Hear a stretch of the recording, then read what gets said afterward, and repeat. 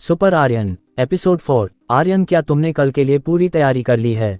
Mister Rathore serious होते हुए बोले। हाँ पापा, मैंने कल के लिए पूरी तैयारी कर लिया है, कल सब देखेंगे आर्यन की ताकत। आर्यन खुश होते हुए बोला। वही कृतिका के घर पर कृतिका और उसका भाई अपने पापा के साथ सोफे पर बैठे थे। मिस्टर सिंह बोले, तो बताओ कृतिका, कैसा एग्जाम गया? सब बढ़िया गया ना? हाँ पापा, एग्जाम बहुत बढ़िया गया अंडरस्को, कृतिका खुश होते हुए बोली। कृतिका की बात सुनकर उसका छोटा भाई मजाक करते हुए बोला, अंडरस्को हाँ तुम तो जीनियस हो। पापा, एग्जाम कैसा गया है ये तो रिजल्ट ही बताएगा। कल तो मैं भी जाऊंगा कॉम्बैट फाइट देखने, तुम्हें पीटते हुए देखने के लिए। अपने भाई की बात सुनकर कृतिका गुस्से में बोली, हाँ जाना और देख लेना कि कैसे मैं जीतती हूँ, उसके बाद बताना कि मैं कितनी शक्तिशाली हूँ। ऐसे ही बातें करते करते रात हो गया। सभी खाना खाने के बाद सोने चले गए। अगली सुबह आर्यन उठा और आंख मलते हुए वॉशरूम में फ्रेश होने चला गया। कुछ ही देर में आर्यन नहा धोकर वॉशरूम से बाहर आ गया। कमरे में आकर आर्यन ने कपड़े पहने और कमरे से बाहर निकल गया। जैसे ही आर्यन कमरे से बाहर निकला, उसने देखा उसके माँ पापा भी अपने कमरे से बाहर निकल कर आ रहे थे। जैसे ही आर्यन ने माँ पापा को देखा, उन्हें गुड मॉर्निंग बोला। तुम आ गए, मुझे तो लगा अभी तुम सो ही रहे होंगे। चलो अच्छा है, चलो चलकर नाश्ता कर लेते हैं, मिस्टर राठौर बोले।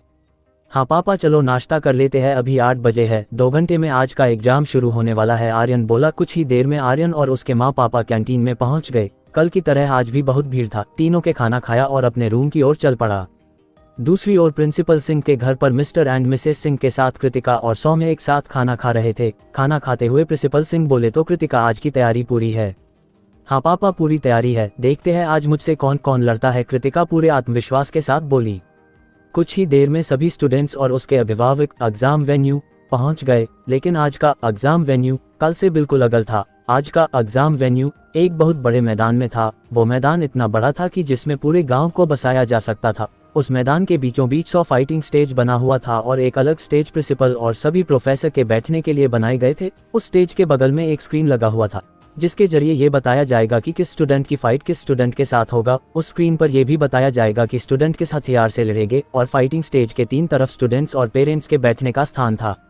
आर्यन और उसके माँ पापा भी वेन्यू पहुंच गए। एग्जाम वेन्यू पहुंचने के बाद आर्यन इधर उधर देखने लगा। ऐसा लग रहा था कि आर्यन कुछ तलाश कर रहा हो। मिसेस राठौर ने जब ये देखा तो उन्होंने आर्यन से पूछा, आर्यन तुम क्या इधर उधर देख रहे हो? मिसेस राठौर की बात सुनकर आर्यन घबरा गया। ऐसा लग रहा था उसे कोई चोरी करते हुए पकड़ लिया हो। आर्यन तुरंत नॉर्मल हुआ और बोला, नहीं कुछ नहीं, मैं तो सिर्फ वेन्यू को देख रहा हूँ।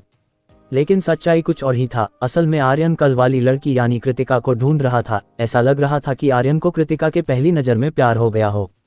कुछ देर इधर उधर देखने के बाद आखिर में आर्यन को कृतिका दिख गई। कृतिका आर्यन से 20 मीटर की दूरी पर लेफ्ट साइड में बैठी थी। कृतिका आज भी बहुत खूबसूरत लग रही थी। उसने गोल्डन कलर की एक कवच पहन रखी थी, जिसमें वो और भी ज्यादा खूबसूरत लग रही थी। उन तीनों के पहुंचने के 10 मिनट बाद ही कॉम्बैट फाइट शुरू होने का घोषणा हो गया। तभी बड़े से स्क्रीन पर स्टूडेंट्स का नाम शो होने लगा, वो भी जोड़े में, और उनके नाम के साइड में हथियार के नाम शो हो रहे थे। सभी नामों में एक नाम कृतिका का भी था। कृतिका की फाइट अर्जुन रावत नाम के लड़के से होने वाला था। तभी आर्यन के पापा आर्यन से बोलते हैं, आर्यन इस कंपटीशन में बहुत सारे भूमंडल के 6ठे स्तर के योद्धा है, डर तो नहीं लग रहा है?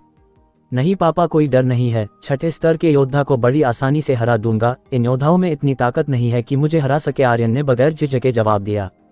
ये बात सुनकर मिस्टर राठौर सोचने लगे कि आर्यन का ऊर्जा स्तर क्या है कि उसे 6ठे स्तर के योद्धा से डर नहीं लग रहा है। ये सभी बात सोचकर मिस्टर राठौर मिसेस राठौर की ओर देखने लगे। जब मिसेस राठौर ने मिस्टर राठौर को खुद की ओर देखते हुए पाई तो वो समझ गई मिस्टर राठौर क्या सोच रहे हैं। ये सब समझकर मिसेस राठौर को आंखों से इशारा कर दी कि सब ठीक है। मिस्टर राठौर मिसेस राठौर के इशारे को समझकर फाइट के बारे में सोचना बंद कर दिए। दूसरी ओर आर्यन कृतिका को देखे जा रहा था। आज कृतिका आर्यन को बहुत खूबसूरत लग रही थी। कृतिका आज ऐसी लग रही थी जैसे युद्ध की कोई देवी। उधर कृतिका अपने में ही खोई हुई थी। उसे तो कोई अंदाजा भी नहीं था कि कब से कोई उसे देखे जा रहा है। कृतिका के बगल में उसका भाई सौम्य बैठा हुआ था। दी मैं बोर हो रहा हूँ, अभी तक फाइट शुरू नहीं हुई है, सौम्य बोला। थोड़ा इंतजार और कर लो, अभी फाइट शुरू हो जाएगा, कृतिका बोली। कृतिका की बात सुनकर सौम्य गुस्से में उसे देखने लगता है और बुदबुदाता है, कब से बोले जा रही है थोड़ी देर, ये थोड़ी देर कब खत्म होगा? तभी सभी के कानों में एक आवाज सुनाई देती है। उस आवाज को सुनते ही सभी अलर्ट हो जाते हैं। वो आवाज प्रिंसिपल सिंह की थी।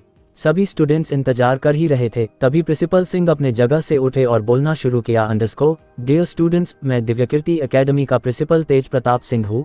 आज आप सभी स्टूडेंट्स को 3 कॉम्बैट फाइट लड़ने होंगे। आप जितने फाइट जीतेंगे उतने ही अंक मिलेंगे और कल के एग्जाम का अंक और आज का अंक जोड़ के आपका फाइनल रिजल्ट आएगा। उसी रिजल्ट के आधार पर फाइनल रिजल्ट तैयार होगा और उसी के आधार पर आप सबका एडमिशन होगा दिव्यकीर्ति एकेडमी के साथ बाकी एकेडमी में। So students all the best. Principal ने सभी स्टूडेंट्स को सफलता की शुभकामना दिया और अपने सीट पर बैठ गए। दरअसल जब दिव्यकीर्ति एकेडमी का स्थापना हुआ था तब एक ही एकेडमी था, लेकिन जैसे जैसे शक्ति प्राप्त करने वालों की जनसंख्या बढ़ी तो अन्य एकेडमी की जरूरत पड़ने लगी। इसलिए उसी मायावी दुनिया में 4 एकेडमी खोले गए। उनके नाम थे दिव्य युद्धकला शिक्षण केंद्र, भैरवी युद्धकला शिक्षण केंद्र, वेद मायावी शक्ति केंद्र, वीर जादुई शक्ति केंद्र। लेकिन आज भी दिव्यकीर्ति एकेडमी सबसे शक्तिशाली है।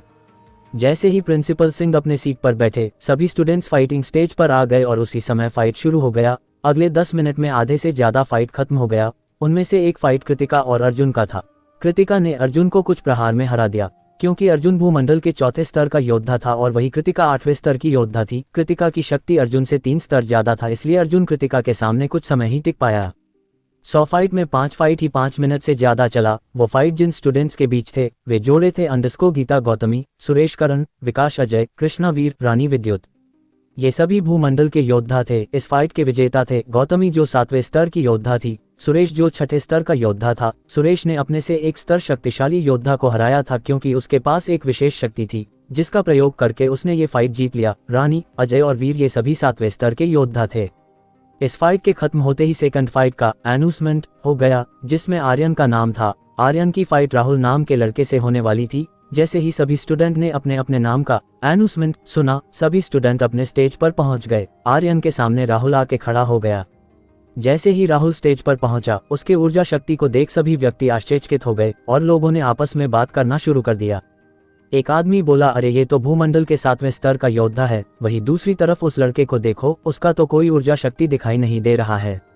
उसके बगल में बैठे एक आदमी ने बोला, हाँ भाई सही बोल रहे हो, इस फाइट का विजेता तो अभी ही पता चल गया। ऐसे ही बातें लोग आपस में करने लगे। उन सभी की बात सुनकर मिस्टर राठौर परेशान हो रहे थे। मिस्टर राठौर परेशान होते हुए मिसेस राठौर से बोले, लगता है इस फाइट में हमारा बेटा हार जाएगा। वो सामने वाला लड़का बहुत शक्तिशाली है, आर्यन ही जीतेगा, देख लीजिएगा। आर्यन उस लड़के से ज्यादा शक्तिशाली है, बस वो अपने ऊर्जा शक्ति को अब भी छुपा रहा है। सभी लोगों की बातें सुनकर भीड़ में एक आदमी बहुत खुश था। वो थे किशोर शेखावत, राहुल के पापा और रॉकी के चाचा। राहुल शेखावत अपने खानदान में नई पीढ़ी का जीनियस था। ऐसी ही बातें प्रोफेसर के बीच भी हो रहा था, लेकिन प्रिंसिपल सिंह आर्यन को ही देखे जा रहे थे। आर्यन को देखते हुए प्रिंसिपल सिंह सभी प्रोफेसर को शांत करते हुए बोले, ये जो लड़का कमजोर दिख रहा है, मुझे लग रहा है कि वही जीतेगा। कुछ तो बात है उसमें जो वो सबसे छुपा रहा है। प्रिंसिपल सिंह की बात माया नाम की प्रोफेसर बोली, प्रिंसिपल सर आप ऐसा कैसे कह सकते हैं वही जीतेगा? दूसरे लड़के को देखिए जो 7वें स्तर का है और वो अभी 15 साल का ही है, और 15 साल की उम्र में 7वें स्तर पहुंचना आसान नहीं है। ये लड़का जीनियस है। प्रोफेसर माया की बात सुनकर प्रिंसिपल सिंह बोले, आप सही बोल रही है, लेकिन उस लड़के को देखिए, उसके सामने 7वें स्तर का योद्धा खड़ा है, फिर भी उसके चेहरे पर मुस्कान है, जरा सा भी डर नहीं है।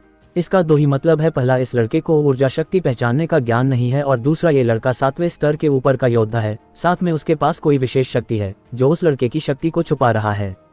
प्रिंसिपल की बात सुनकर सभी प्रोफेसर ने सर हिलाया। इस सभी बातों के बीच फाइट शुरू हो गए, लेकिन सभी की नजर आर्यन और राहुल के फाइट पर था। आर्यन और राहुल का हथियार तलवार था।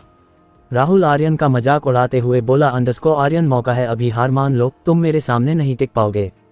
राहुल की बात सुनकर आर्यन मुस्कुराते हुए बोला, तू अपनी सोच राहुल, ये फाइट तो मैं ही जीतूंगा, अगर ताकत है तो खुद को हारने से बचा ले।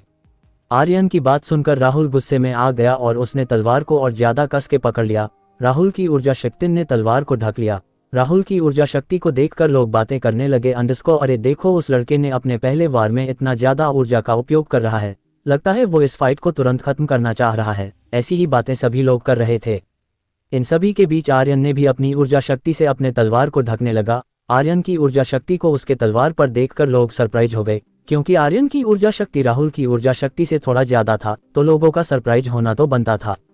आर्यन की ऊर्जा शक्ति को देखकर मिस्टर राठौर खुश होते हुए मिसेस राठौर से बोले, मालिनी तुमने सही कहा था कि आर्यन ही जीतेगा।